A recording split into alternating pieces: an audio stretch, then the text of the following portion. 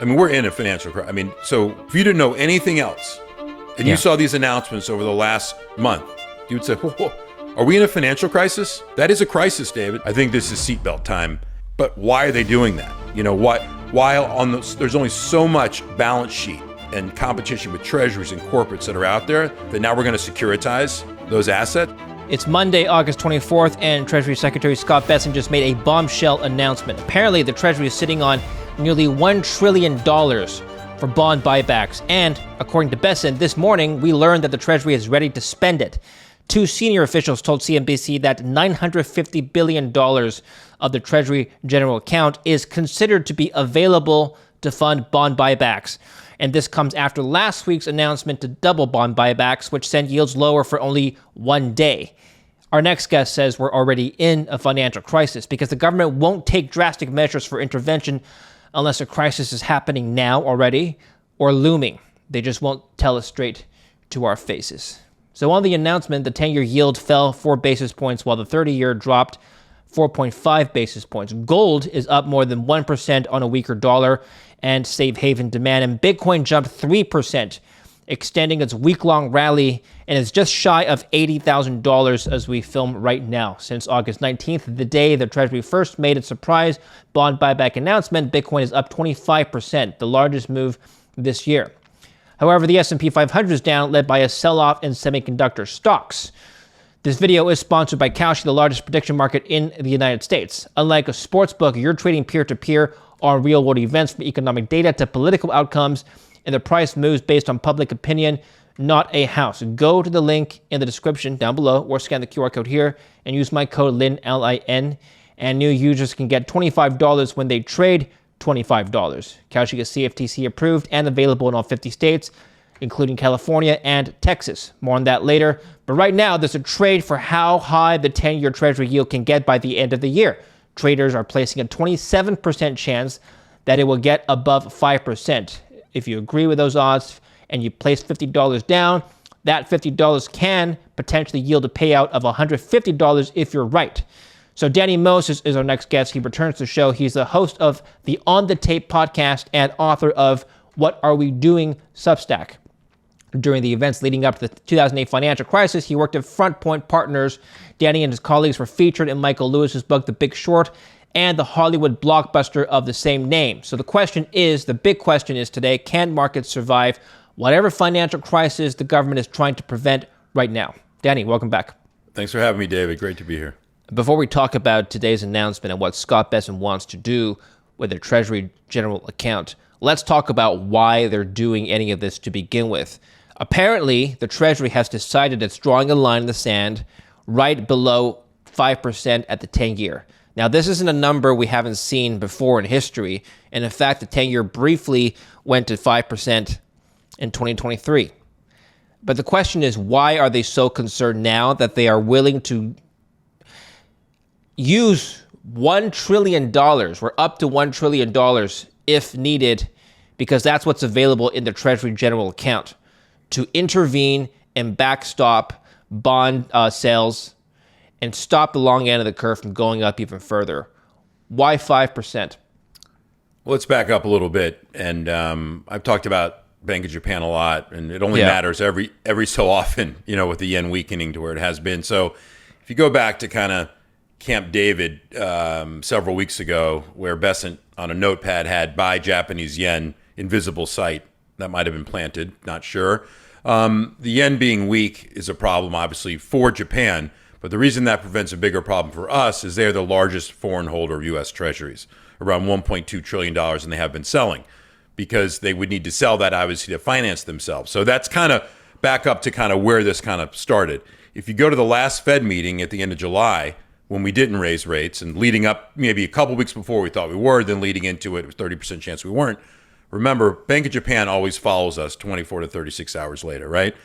They should have raised rates. They didn't. So Warchest was put in a bind that if he raised rates and Bank of Japan didn't, the yen would only get weaker. And again, self-fulfilling that U.S. Treasury yields might move higher. So now you have inflation, you have Bank of Japan as a seller, you have all this stuff. What does Bessent need to do? Yield curve control. Call it whatever you want. It's yield curve control. But let's talk about the two things that he's done. in the last several weeks. One is the joint operation, obviously access to repo facilities in the U.S. so the Bank of Japan doesn't need to sell treasuries, and we can basically use U.S. dollars over there. Okay, that's fine. That didn't work. That kind of faded quickly. So now the TGA, which you just opened with and referred to, what is that? That's our checking account for the United States, right? Normally it runs between, I don't know, $500 and $700 billion. It fills with tax receipts.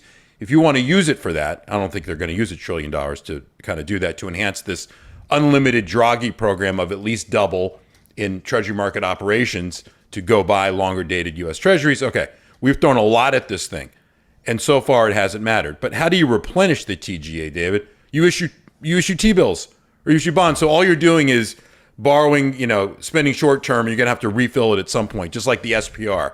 You drain the strategic petroleum reserves, oil, you're going to have to fill it up at some point. So we're using all these mechanisms, right, to cap oil prices, to cap inflation, which in turn should cap yields.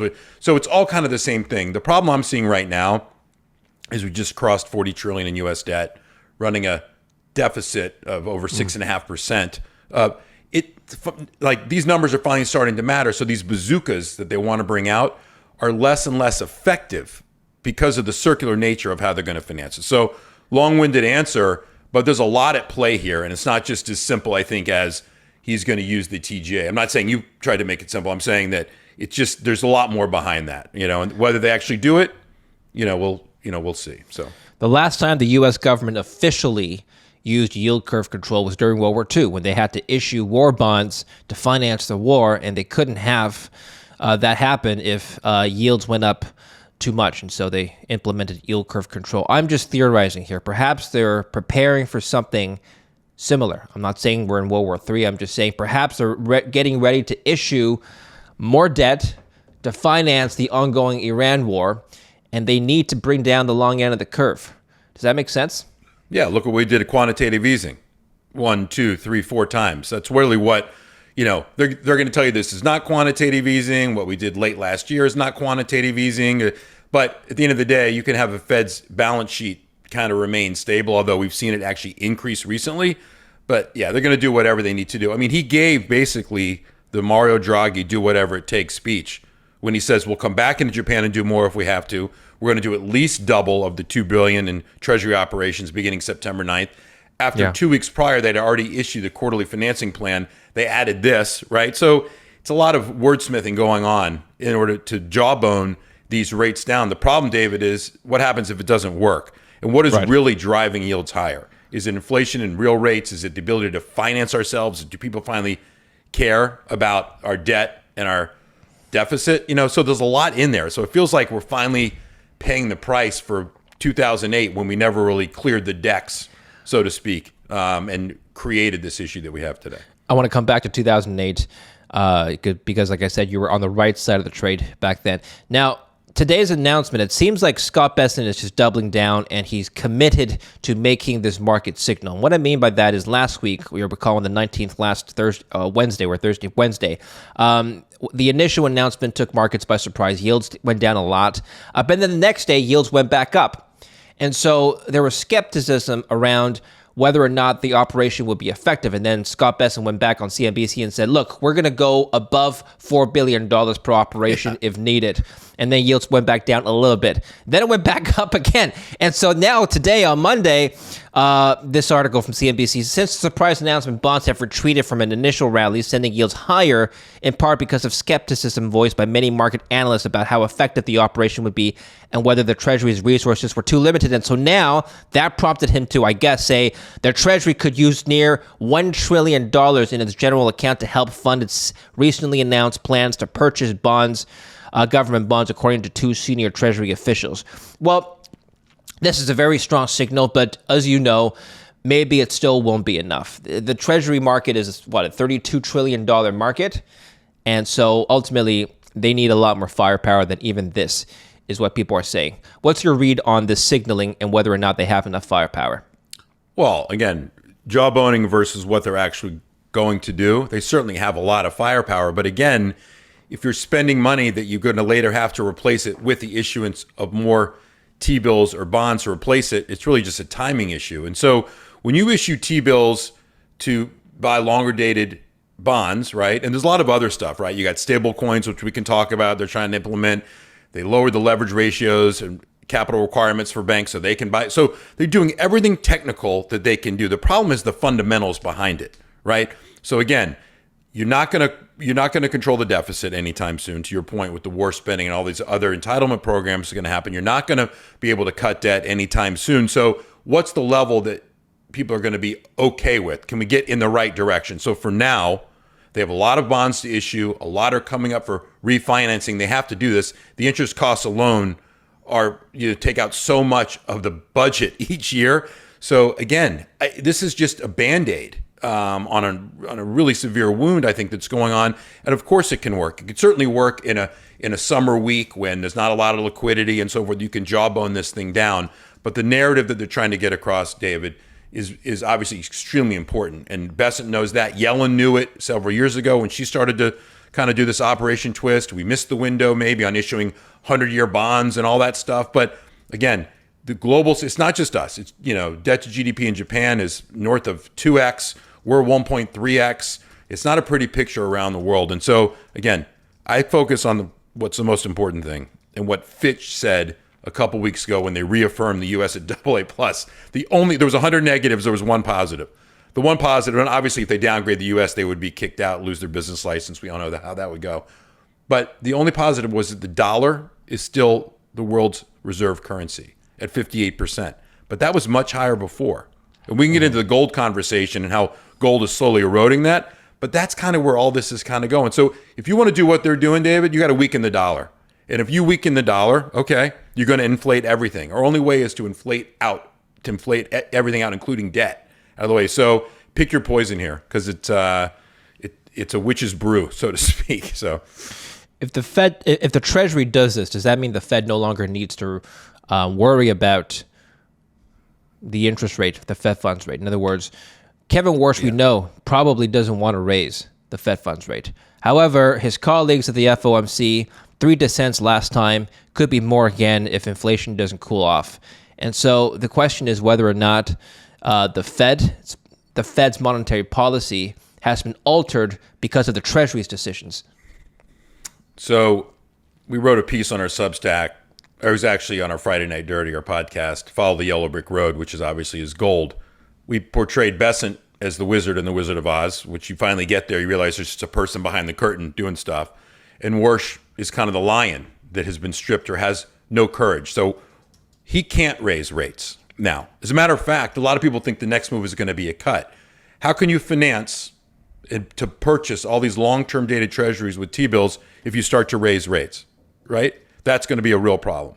So he's kind of in a bind there. So again, Bank of Japan, what we've seen recently is the odds for Bank of Japan to raise rates there, which again, their meetings are a day or two after ours in September, is 88 to 90%, because we can't raise rates before Japan does, or the yen, again, all this stuff just unwinds. So again, they're playing this delicate game and this delicate balance with currencies, with bonds globally. Mm-hmm.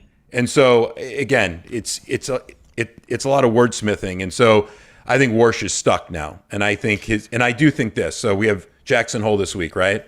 Yeah. So he's going to speak on Friday. I think you're going to see him overly hawkish. This is my prediction, right? And because it's meaningless. He can talk a big game.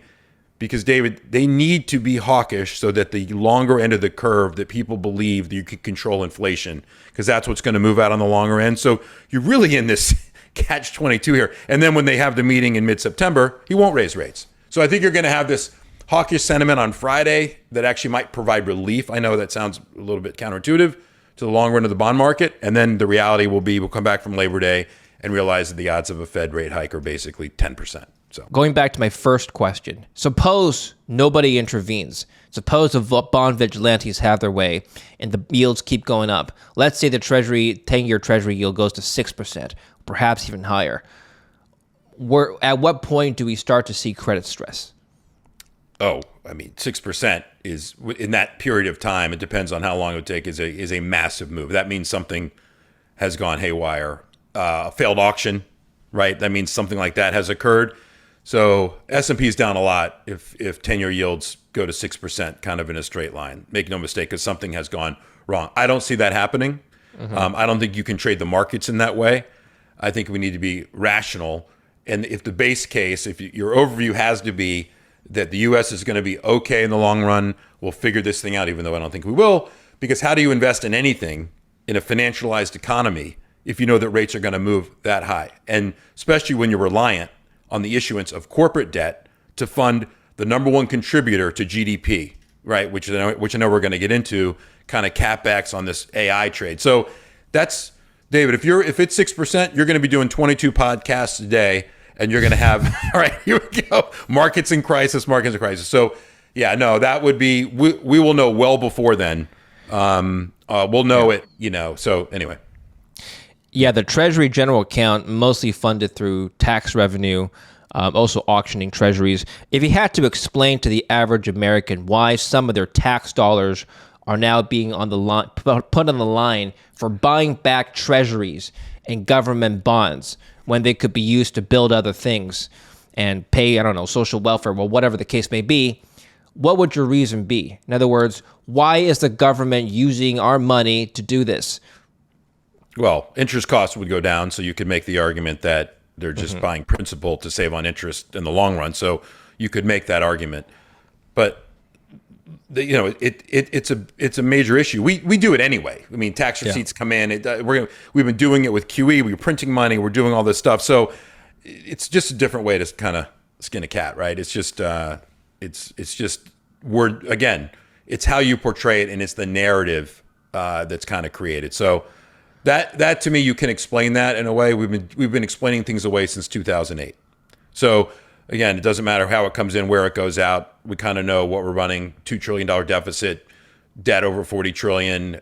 We need to keep interest costs low, and we'll do anything we can to get there. So bottom line, you don't think the 10-year is going to go much higher than 4.5 or 5%? There's only a 27% chance on Kalshi prediction market that's going above 5% by the end of the year.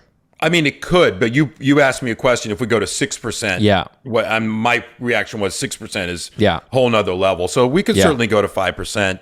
But again, it's what gets us to those levels. And so the problem now, David, is that we just shot a bazooka and a couple cannons. I'm sure there's still more that we can do, which will be literally formal QE if we had to do it. And we still aren't getting these yields under control. And so here's the problem. If the economy slows and the Fed has an excuse to cut, the negative of that is something happened. Like AI, CapEx might have gone down. So if we're talking about what does it mean to the S&P 500, are we talking about what it means to the balance sheet of the United States? There's a lot of things that are occurring here, but one kind of leads to the other, right? The high-end consumer's been benefiting from asset prices in real estate, including real estate having gone up. If they start to get hit, that's going to have a follow-on the K-shaped economy, and the top of the K comes down. So there are so many factors at work here. It could easily hit 5%. It could be for 20 minutes. It could be for 20 days. Yeah. But again, I think we have to impute that number, what caused it to move higher, and what does it actually mean to the economy if it happens. If they do fire a lot more than just a few bazookas and cannons, as you say, maybe institute QE, wouldn't that be incredibly bullish for markets? I mean, basically, whatever they're doing now to intervene is just hands-on bullish for risk assets. Is that right?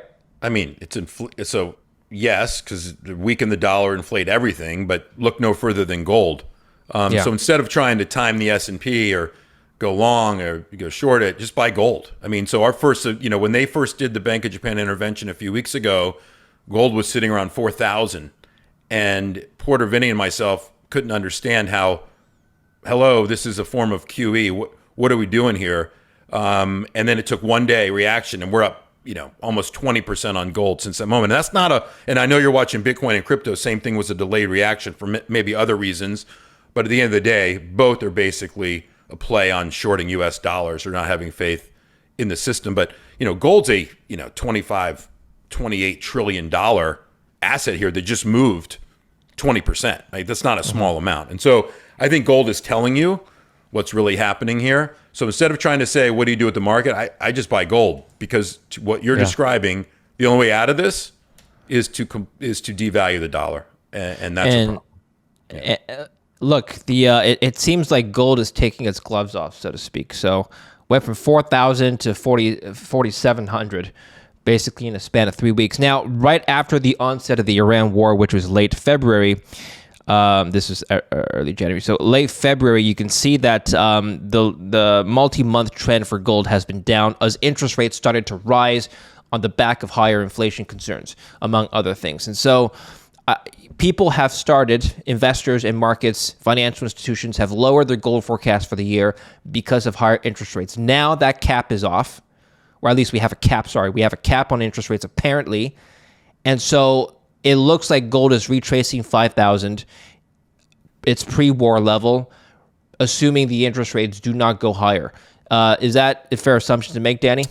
I think real rates is where gold has issues, right? And so to your point, so let's go back to kind of the end of last year, and to your point, the beginning of this year in 2026.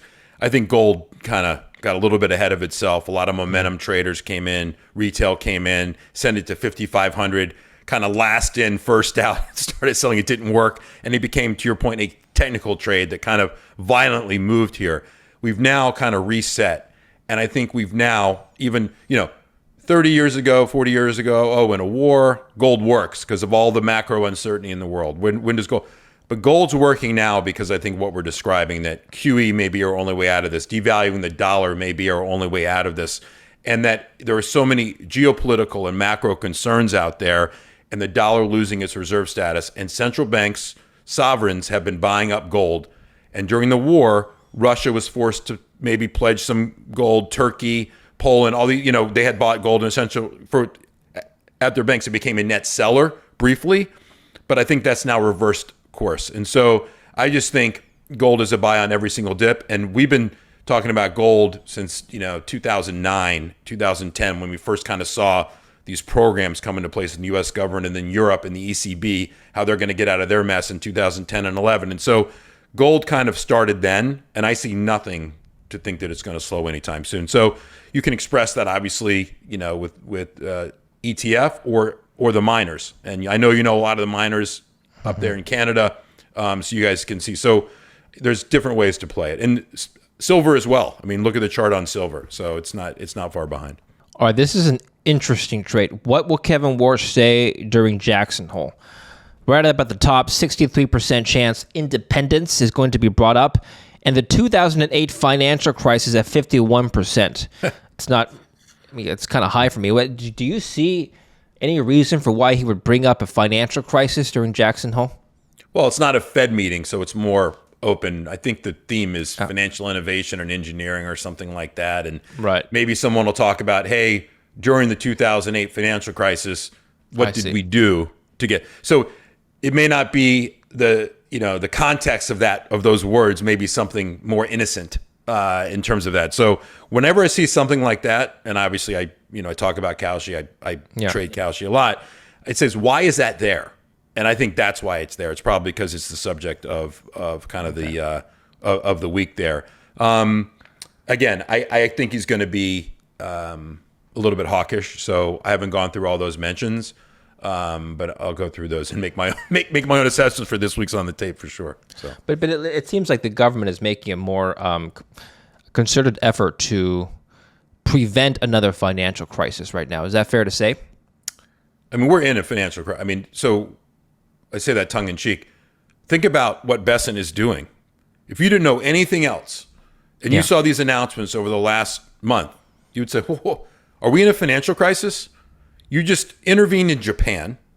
Okay, why? Right? You're doing everything you can to convince the world that U.S. Treasury bonds are going to have a large participant, us buying back off the run.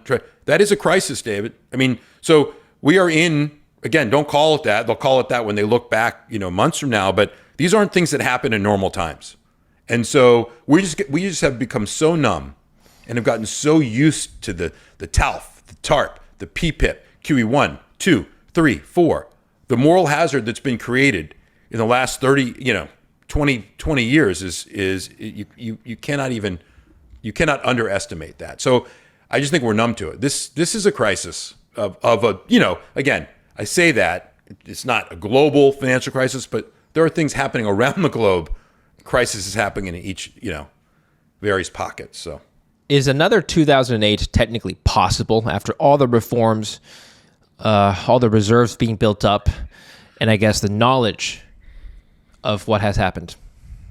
Of course, because anything's possible. Whenever there's leverage, there's a possibility of a crisis. Just take situational awareness. Again, not contagion necessarily, but what ruined the public equities of that fund? It was leverage of 4 times, becoming too exposed. What have we done in the last few years of deregulation, which was needed, certainly. During the regulatory part of this process, we moved deposits and loans outside of the banking system. We cannot track all the stuff in private credit because it, quote, doesn't affect the deposit institutions, so to speak, right? So what is that number? I don't know. Is private credit, sure, it's probably fine overall, but that's an issue. Banks have been smart during this process. JP Morgan, they're not going to go over their skis anymore in terms of, I don't believe, taking the risk. So when you say, could there be another crisis? It won't look like the last one in 2008. It won't necessarily be in the banking system, but it could certainly be a contagion that can sweep through. You don't see what NVIDIA announces, like what they did with this kind of joint AI operation with 6 of the largest institutions in the world. Okay, that's cool.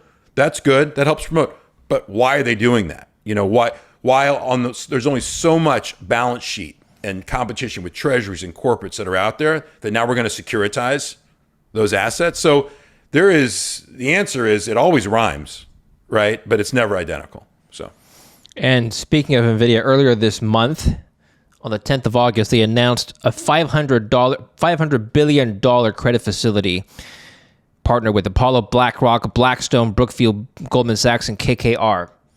So the largest shops in the street are lining up to provide or mobilize over $500 billion worth of third-party capital for the build-out of AI infrastructure over time. Now, yes. I think we talked about this before.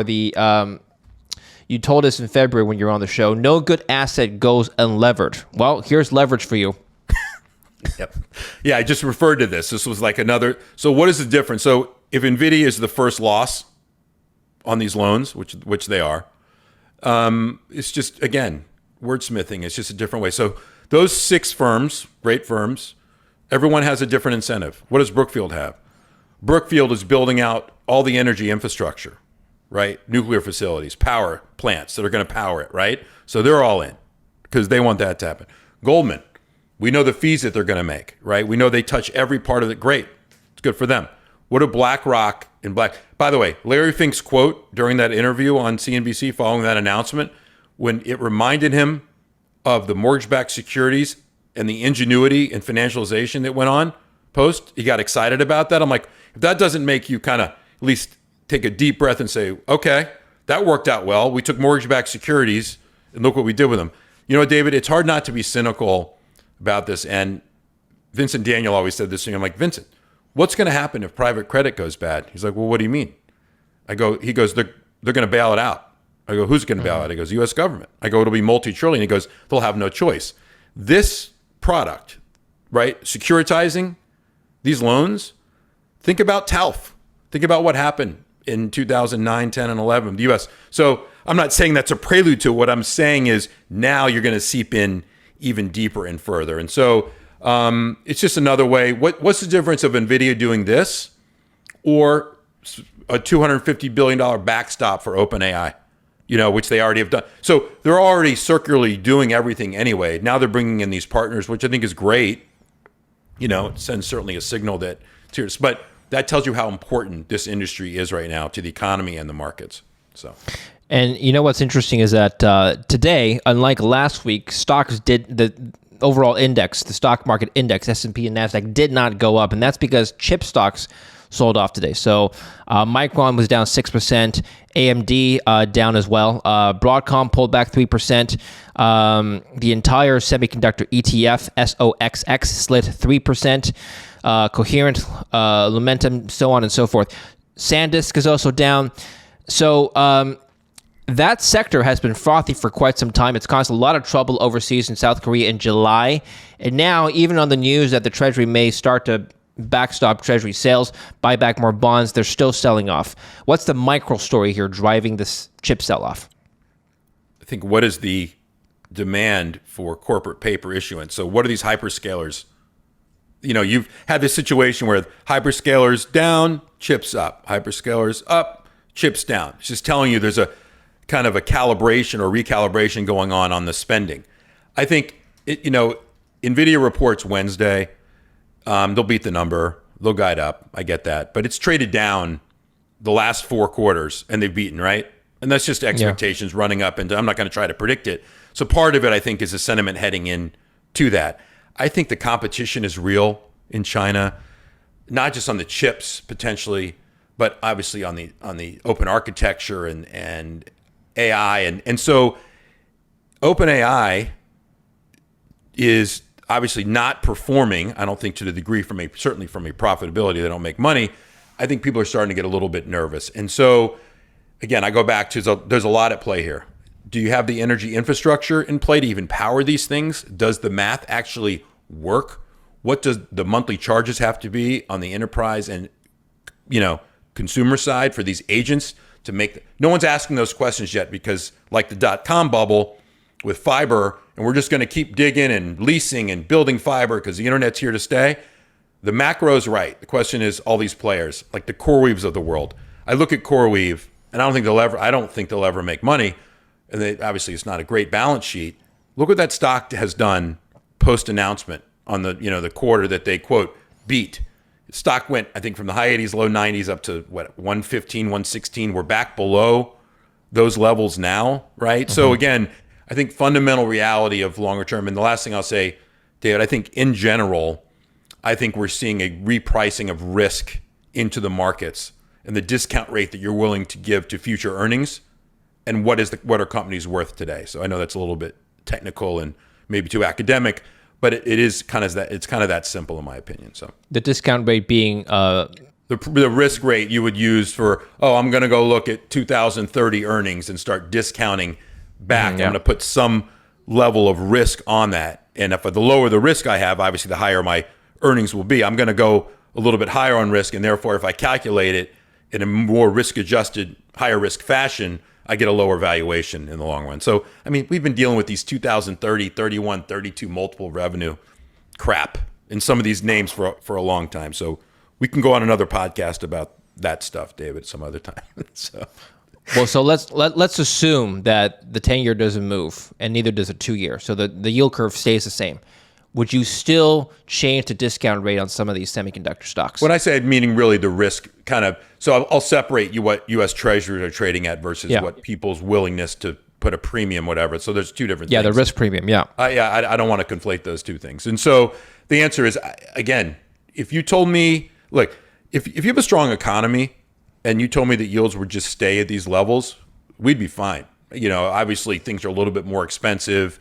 You're competing again, the Treasury market. My issue is this. There's so much supply of bonds and stocks that have come on, right? IPOs and corporate issuance. That's really what you're dealing with is kind of supply and demand. So Besson steps in to add to the demand equation to offset some of the supply issue that's going on. And so, again, I'm not calling for the market to I'm just telling you, you asked me the question, which I can't get out of my head right now. Are we in a crisis? And the answer is, it's how you define it. When a Treasury Secretary does what they're doing, if that doesn't remind you of 2008 and Paulson and Geithner and all the and all the stuff that was going on, that's just 18 years ago. So I'm old enough and to have traded that time period, and this feels like that in terms of reaction. Okay. So finally, I think the ultimate question here we have to ask ourselves, I guess a two-part question. One, do you think the Treasury is going to be successful in achieving whatever they're trying to do, which is to cap the long end of the curve from going up? If you think that is going to work, then you have to ask yourself, what is the trade for the long end stopping from going up and the 2-year potentially going up? In other words, the yield curve flattening. So how would you trade it, you're saying, or do I think it will happen? So, basically, do we think it's going to happen? And contingent on that, how do we trade it? If you I'm not think it's going going to to doubt happen. that it. I'm not going to doubt that it can happen. It probably will happen. We've now gone from intervening in yen to at least $4 billion in open market operations to buy treasuries to here's my $1 trillion checking account. I can do it. So we're literally doing all those things already, right? So I don't doubt that they can potentially manipulate technically it's going down. And I agree with you that would come at the cost of a flattening yield curve. I mean, so how do you trade that? What happens in bank spreads? What happens to utilities if 10-year yields come down? What happens to corporates? They probably benefit because credit spreads should tighten a little bit under that scenario. But I just think it's all short term. So you're asking me a 2-week, a 4-week, 4-month, or 6-month kind of trade. They're all very different. And so I don't see any way out for Japan. Again, they're going to have to take some pain and deal. Now, they hold 88% of their debt is held locally. So they don't have the same issues that we have with foreign holders of our treasury. So and we're dependent on to keep funding ourselves. So it's all very different dynamic. And so there's historically trades that work. I won't go through them all, whether, insurance companies want, higher long-term rates so they can earn more and, investment income and all that stuff. So there's a lot there, David. But again, tell me how the economy is doing and in conjunction with that yield curve, and I can give you a better answer. So, okay, great. Well, where can we follow you, Danny? So you can see me on X at dmoses34. I'm on LinkedIn. I guess just find me by the name. On Substack, What Are We Doing? Contrarians at the Gate. And that's where you'll get Porter and Vinny as well. The On the Tape podcast, which comes out every week. Some interviews. I got a good one this week with a golf announcer. Give a little preview for the, we can put our brain in the closet a little bit on the markets and focus on the Tour Championship next week in golf. And so, find me there. And then, I'm on CNBC every so often running around. So, but David, I appreciate you. You're always great to chat with. And I think the stuff you're doing is, is great. And I think the way that you approach it objectively is great as well. I think this is seatbelt time. And the other thing we didn't get to, just end with this, is so many things have happened that we're not, you almost like can't see it. There's going to be a government shutdown, right? Whether it's October 1st or December 12th, bring that Kalshi contract up, by the way. So if you want to end with this, so the October 1st is like 10%, right? Because they don't want to shut down when they get back. They have like 2 weeks left to do reconciliation between the Senate and the House. However, post-midterm elections, December 11th, I think, or 12th is the date where they're trying to fund this continuing resolution, the CR. I think so. There's two things on Kalshi. One is the odds of a shutdown on October 1st, like 10%. But there's a second one. We've already had 2 shutdowns this year. So if you look up and you say, how many shutdowns will there be, government shutdowns? 3 is, yeah. So C3 there is 22. Actually, the bid offer is actually higher. I think it's 28 cents on yes. I don't think there's a ton of liquidity there, but that's telling you we're shutting down, in my opinion. I think so. Again, these things, like there's so many things to deal with. So sorry to end on that. I know you want to get out of here, but I'm not in a hurry, and this is a good point. Yeah. Government shutdowns. I know they have an impact on, the people affected, and it's just unfortunate for people. Yeah. But market impacts I've noticed in the past minimal, right? I mean, to a degree. I mean, you ask the airlines at a time where the FAA was going to close. But yes, they can be minimal. But it does erode, again, I just think it erodes the credibility, in general. How many of these things are you going to have? How many tariffs are you going to put in? It all kind of goes together in terms of the unpredictability or the lack of consistency in terms of policy. And so, again, I just bring it up because we're talking about 10-year yields and this, that, and the other. Well, if you're not open and you haven't funded, all of the parts of the government, you're going to have issues. So yes, maybe it doesn't affect the market as much, but it does affect people. So yeah, okay. So, all right. Speaking of tariffs, you brought up tariffs, and final question. This is over the weekend: 50% tariffs on Canada on $2 billion worth of exports. Mark Carney, Prime Minister, has promised to retaliate dollar for dollar. We'll see what the plan is. And now the Conservatives in Canada are pulling up, asking the Liberals to pull up a record of the trade deal and why it's been botched. Anyway, the whole thing is a mess. Why do you think it's escalated to this point? Where's it headed? I mean, I'm not in there with Greer in those meetings, and I'm sure Canada came in to negotiate in good faith to try to just get something done. And I think you're dealing with a multilateral Mexico, Canada, U.S. thing. So there's rules in that agreement and there's rules in this agreement. And I just think it's just enough. And I thought the Supreme Court said that tariffs were illegal, but I guess there's all these loopholes from all these different acts over the last couple of 100 years that you can impose this, that, and the other. Yeah. I've had it. Like, again, that's inflationary, period. And what has happened? Have we not learned in the last year or year and a half of these tariffs that what ended up happening? The U.S. consumer paid the price, period, end of story. Companies got the refunds out, so it didn't help the budget or the balance account, checking accounts, so to speak, for the U.S. They had to give it back. Look, what are we doing? And so, again, I just think unforced errors that we just don't need right now in this. And so I just I'm gonna end on this. I'm gonna end on this video here. This popped up on my feed earlier. 1950s minimum wage dinner. This is what 1 hour worth of minimum wage bought you in 1950. Believe it or not, in the 1950s, you could afford this entire steak dinner with a dessert for about 75 cents. Okay. The equivalent of just 1 hour of minimum wage. Anyway, that is more than the minimum wage today. Yeah, exactly. Inflation sucks, Danny. Anyway, everyone, but you know what doesn't suck is Danny's work, so please do follow Danny. Links down below. Thanks so much, Danny. We'll speak next. Thank you, Take David. care for now. And thanks for watching. Please do like and subscribe. Follow Danny. Links down below. And please remember to use my code LIN, L-I-N, when you sign up to Kalshi. Link down below or scan the QR code here. Remember, new users can get $25 when you use my code and trade $25.